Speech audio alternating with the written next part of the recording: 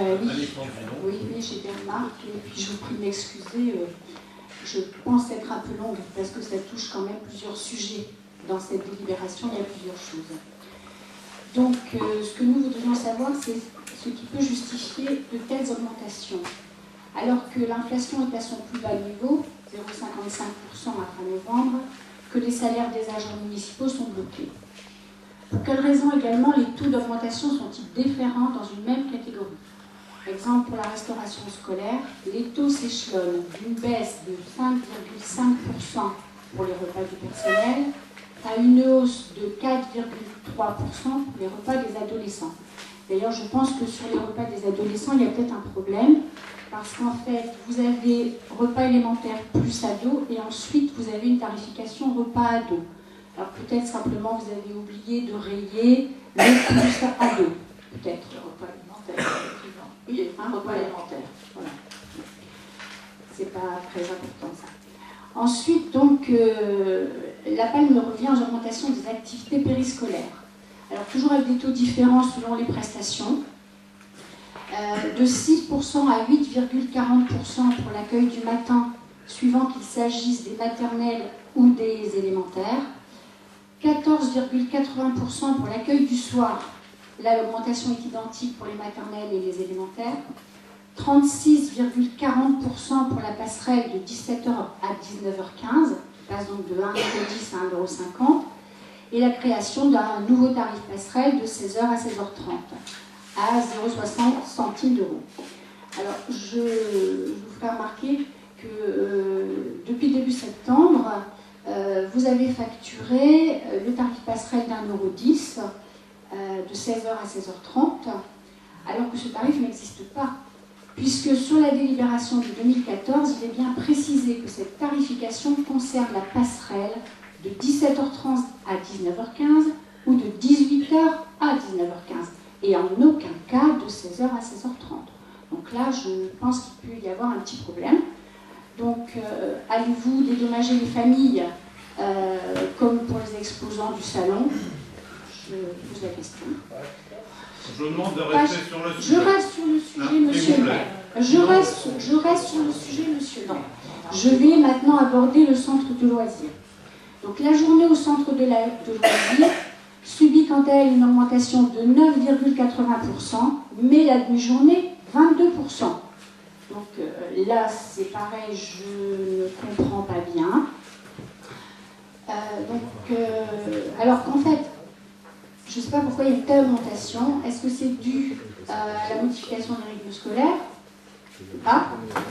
Mais si c'est le cas, il y a quand même un dédommagement qui est versé par l'État. Bon, vous me répondrez après, oui, il n'y a pas de problème. Donc, nous trouvons que ces taux d'augmentation sont incohérents, mais ils sont prohibitifs. Alors que nous venons de voter une augmentation de 1% pour les concessions du cimetière, et que les tarifs seniors qui ont été votés en CCAS ont été revalorisés de 0,97 à 1,10%. Faut-il comprendre qu'il y a deux catégories de Villecrénois, les seniors et les familles. Donc nous avons effectué une petite simulation de ces augmentations pour une famille de 2 enfants, un enfant en maternelle, un autre en élémentaire. Les 2 parents travaillent, ils travaillent loin, ils subissent 2 à 3 heures de transport par jour, ce qui les oblige à utiliser la garderie du matin, la garderie du soir et la restauration scolaire. Cela représente une augmentation d'environ 275 € sur 36 semaines de classe. Et s'ils sont obligés de les mettre au centre de loisirs, ne serait-ce que pour 5 semaines, la dépense complémentaire est de 320 € à l'année. C'est pas neutre. Ensuite, nous avons une nouvelle innovation, la tarification spécifique pour les enfants hors commune.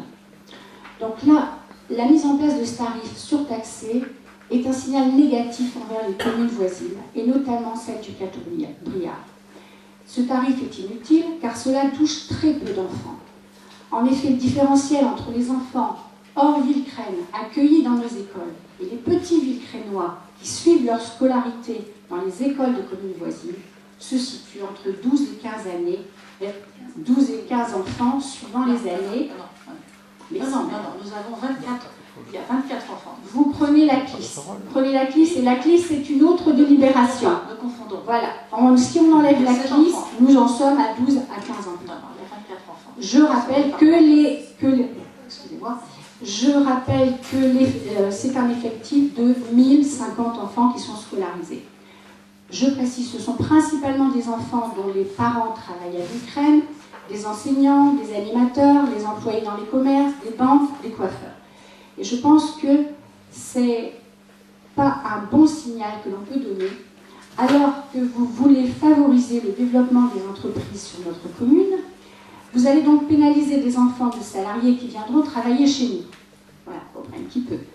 Je rappelle aussi que ces enfants hors commune, bien sûr, ne bénéficient pas du quotient familial applicable à Villecresnes, puisque chaque commune finance sa politique sociale. Si les communes voisines sont tentées d'appliquer le même principe, qu'avez-vous prévu pour les familles villecresnoises qui seraient victimes de cette surtaxe? Voilà. Déjà, je vais vous répondre. Lorsque nous avons étudié toutes les rubrique par rubrique, nous avons essayé d'être le plus équitable possible. Et du coup, de la durée des prestations données.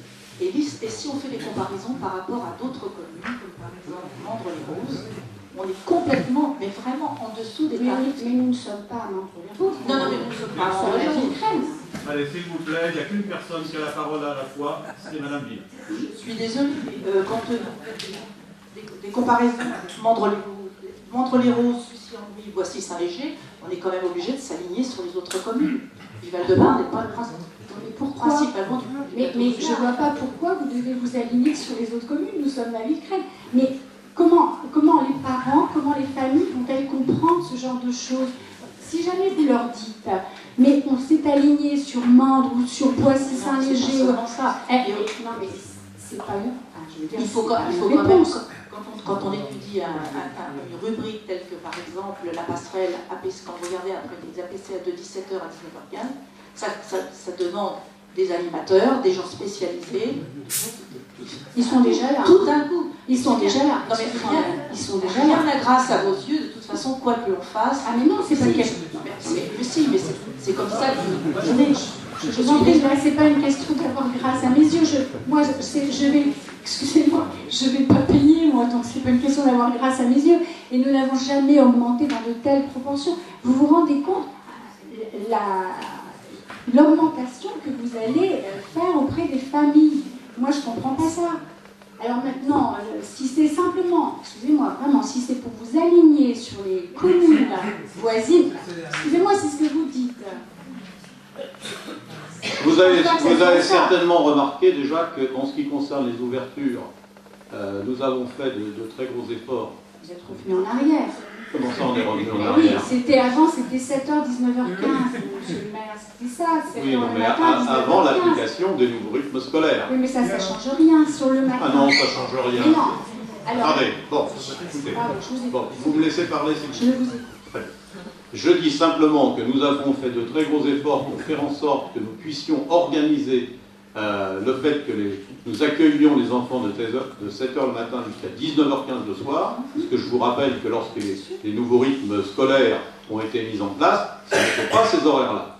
Suite à des discussions que nous avons eues avec les parents d'élèves et les directeurs d'école, et vu les demandes que nous avons eues d'un certain nombre de parents d'allonger et de passer à 19h15, nous avons fait un certain nombre d'efforts d'organisation pour arriver à ces nouveaux horaires.